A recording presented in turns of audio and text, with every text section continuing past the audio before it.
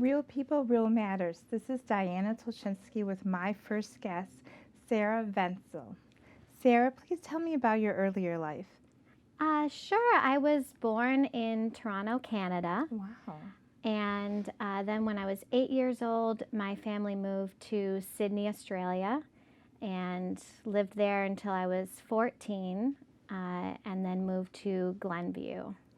Did anyone have a music background? Not really, not professionally.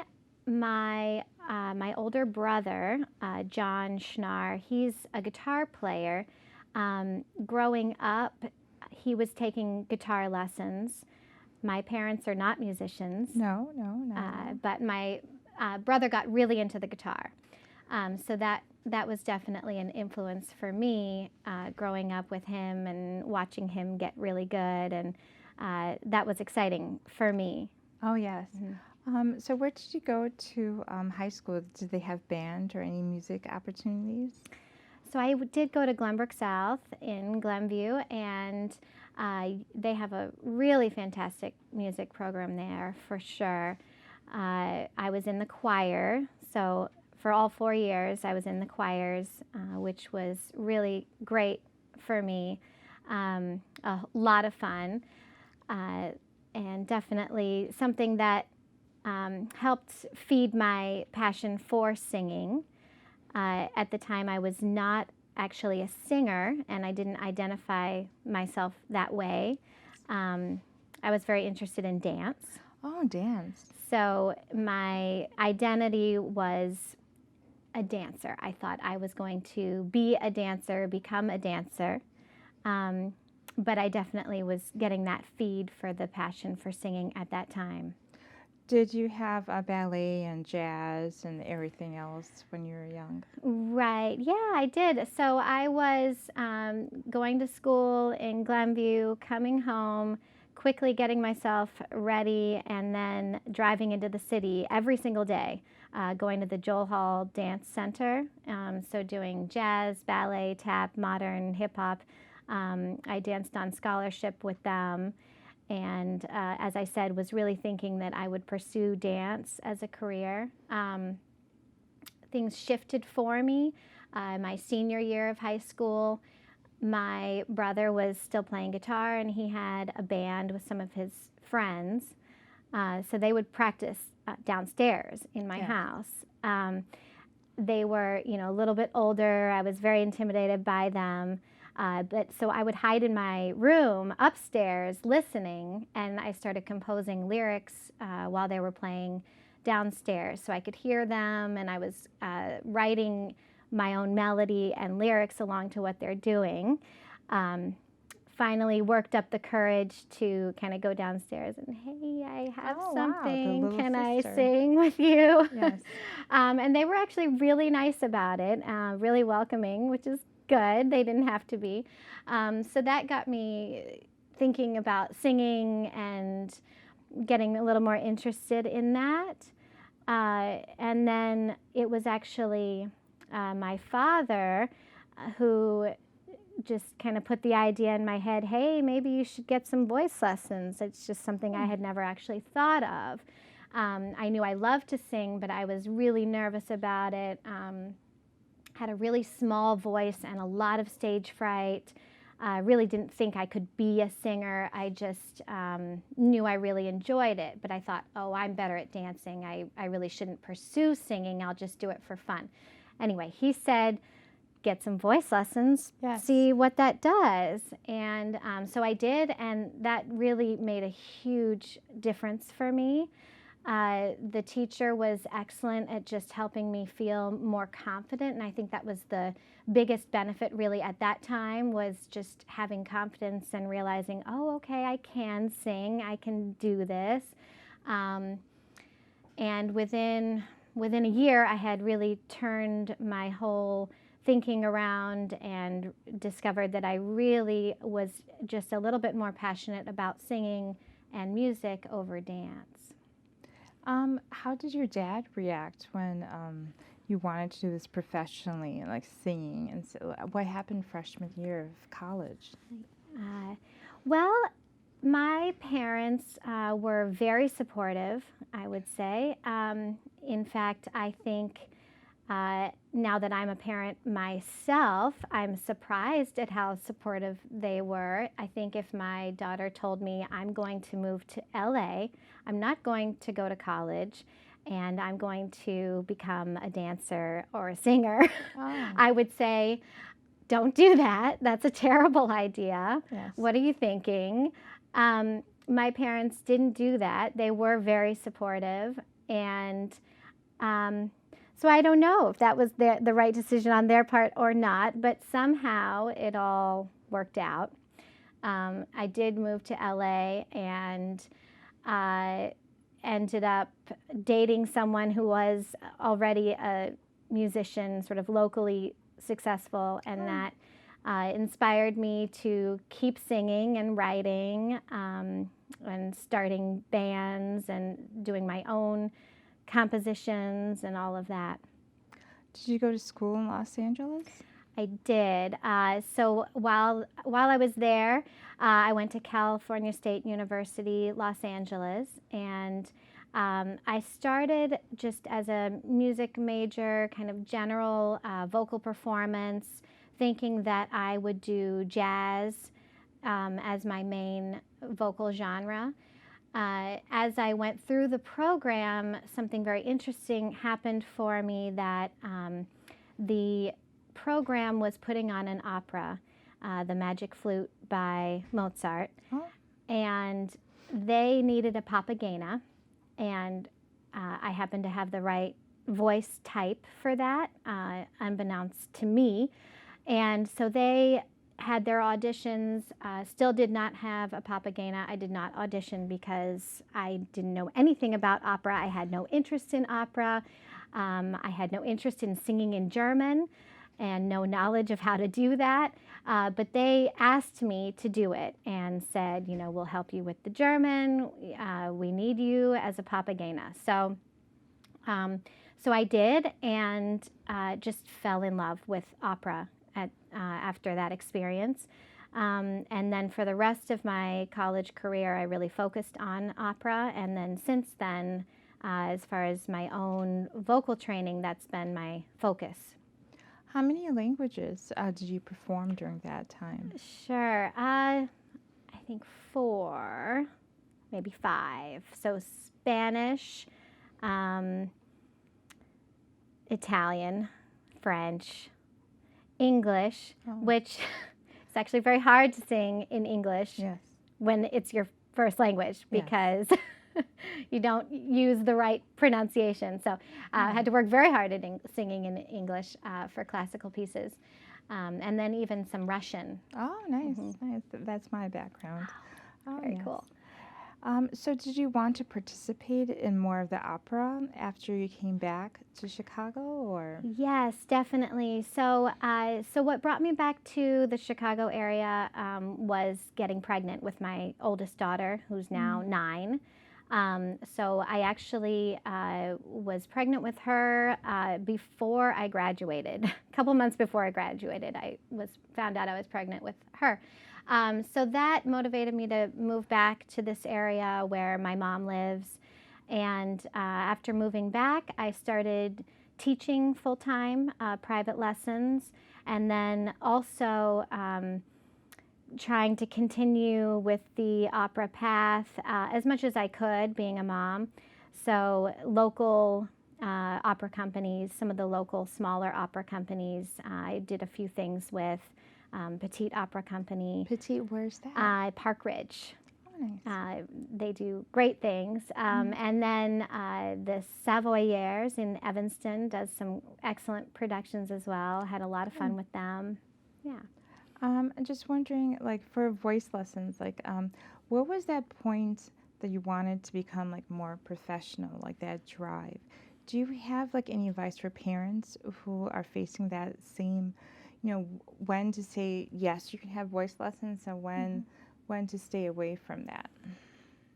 I would tell any parent that would come to me with that question, if your child is interested in music, have them do lessons. I think that in my experience, usually children and students who have a passion for it, who enjoy it, chances are they do have a good musical ear, and that's why they want to do it. They're inclined in that direction. So I would say absolutely you want to encourage that, starting as young as even 4 years old. Oh, wow. I would say start with piano. It's the best instrument to start with. It gives you a nice layout for music theory and music notation reading. And then you can move on to some of the other instruments like voice or violin or drums or anything else. Piano is a great place to start. Music lessons, for me, I did do some piano as a kid, but really my lessons did not start until I was much older. And I wish I would have done it sooner, but they made all the difference for me, for sure. Just getting help with technique and confidence. Knowing actually how to read music is such a gift. It's, to have that language that you can use and enjoy and communicate with is really a gift to anyone, whether or not you pursue it professionally. Yes. And do you have any students that did pursue this professionally, or? I have a number of students who have gone on to the college level, so pursued music majors. At this point, and I think it may be partly just because of how long I've been doing it, I don't have any that are at the stage where they've graduated college and they're now working in music. So maybe I would say in the next 5 to 10 years, definitely. Hopefully there will be some of that. So yeah. When did you start dynamic music? That was when, again, after moving back to Chicago, I was teaching full-time the whole time I was pregnant. I had about 30 students, 30 private students a week. And when I had my daughter, I thought I would just stop, go on maternity leave, and then coming back maybe downsize my studio a little bit. And it was actually one of the mothers of one of my students who suggested to me, she said, well, why don't you just hire somebody so that your students can go to someone and you can continue on in that way. So I took her suggestion, and at that point I cut my own studio about in half and then gave a number of my students to a teacher that I hired. And that was really the birth of the company. Since then, it's kind of just exploded. I think that the biggest benefit that dynamic music is offering is the in-home lessons. Everyone's schedules are so busy and crazy, and kids are doing so many things, not to mention the weather that we have here. I can imagine, yeah. So I think having the teacher come to the student's home is just such a big benefit. That's what I was doing on my own, and then as I hired teachers, that's primarily what the teachers are also doing. And what type of teachers that you have and instruments do you play? I mean, there's performance theory, music theory, violin, piano. Yes. At this point we have grown. We have drums, bass, guitar, voice, violin, flute, clarinet, oboe, saxophone.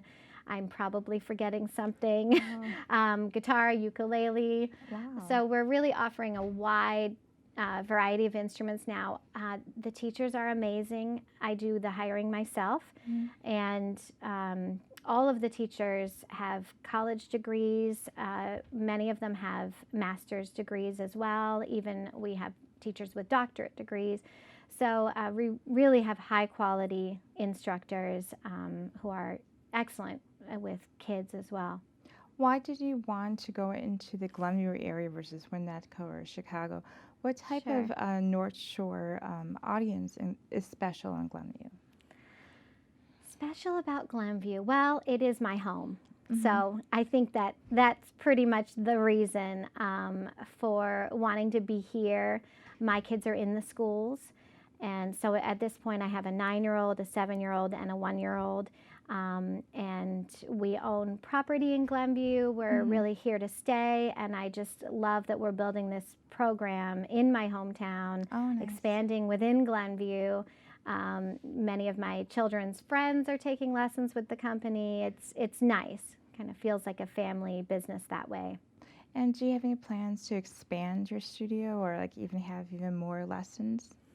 Yeah, so we have expanded this year actually, in that we now have a space that we're working out of. So we have the in-home lessons, and then we also have a studio space. We are having a resident space at the Dance and Music Academy in Glenview.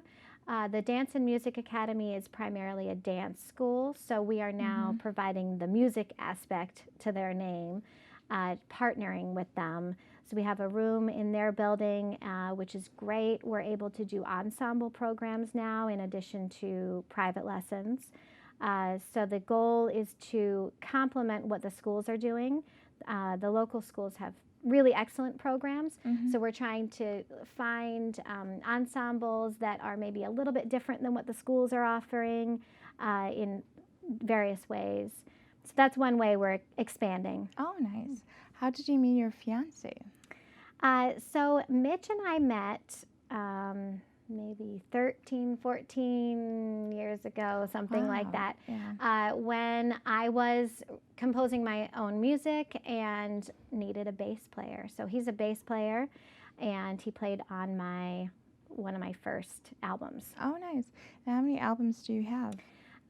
So I have one in the works right now, actually, a full-length 12-song album, and then I produced one that was 6 songs, which is the one I did with Mitch a number of years ago. So 2 albums, one in the works. Oh, okay. And have you ever thought of going to the lyric opera or performing there? I love the lyric opera. I go there as often as I can.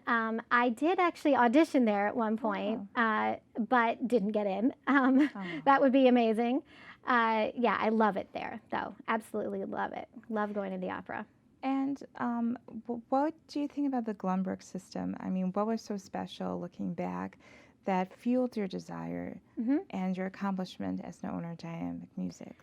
Well, I really think the turning point was when I got those private lessons, which was through the high school. I don't think I mentioned that. So I was in the choirs there, and they hired a couple of private voice teachers that they had on, I guess, the part-time staff. So I did take private lessons at the high school, and I think that really turned things around for me and got me thinking and believing in myself that, yes, I could be a singer. I wasn't just a dancer. And how precious is to have a formal degree? I know some musicians say, oh, you can just swing it and then don't have like a professional degree. Right. How important is that for someone? Sure. I think it's extremely important because then you understand the language in a way that that's more easily shared with others. If you know, if you understand what you are writing, you can write it down and share it with somebody. So it just helps to be able to, to share it. Yes. I think that's the biggest benefit to having that formal degree. That, and of course learning the classical techniques for your instrument, whatever it may be. Sara, do you mind singing for us today? I would love to, yes. I brought my fiance, Mitch. He's going to play piano, and we're going to do a Christmas song for everyone.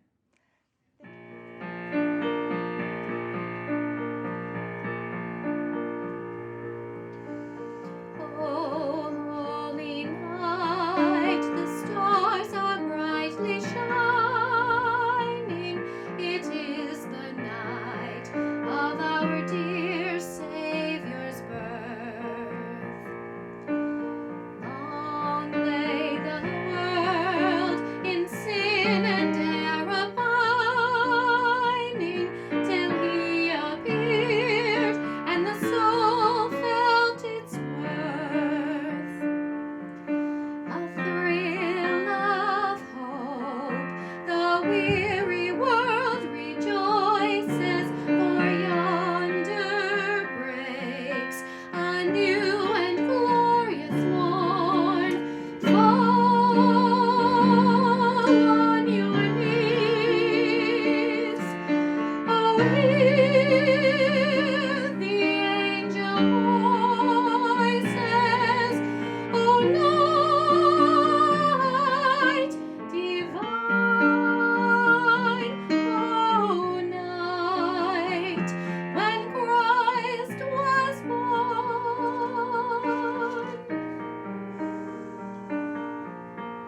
Truly he taught us to love one another. His law is love, and his gospel is peace. Chains shall he break, for the slave is our brother, and in his name all oppression shall cease. Sweet hymns of joy in grateful chorus raise we, let all within us praise his holy name. Christ is the Lord. Oh, praise and glory, his power and glory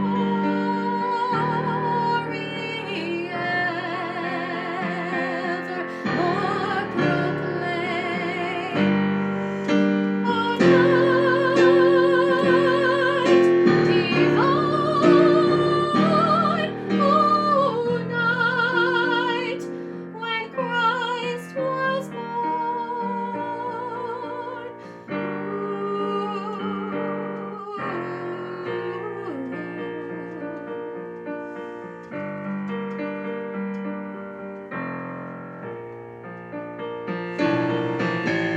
Fall on your knees, oh, hear the angel voices. O night divine, O night when Christ was born.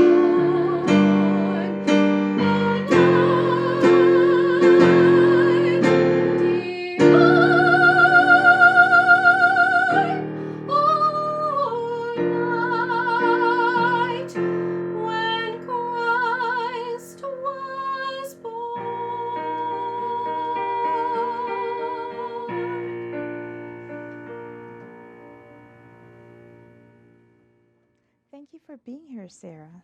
Thank you very much for having me. Thank you for watching Real People, Real Matters. This is Diana Tulchinsky with my friend Sara Vencill.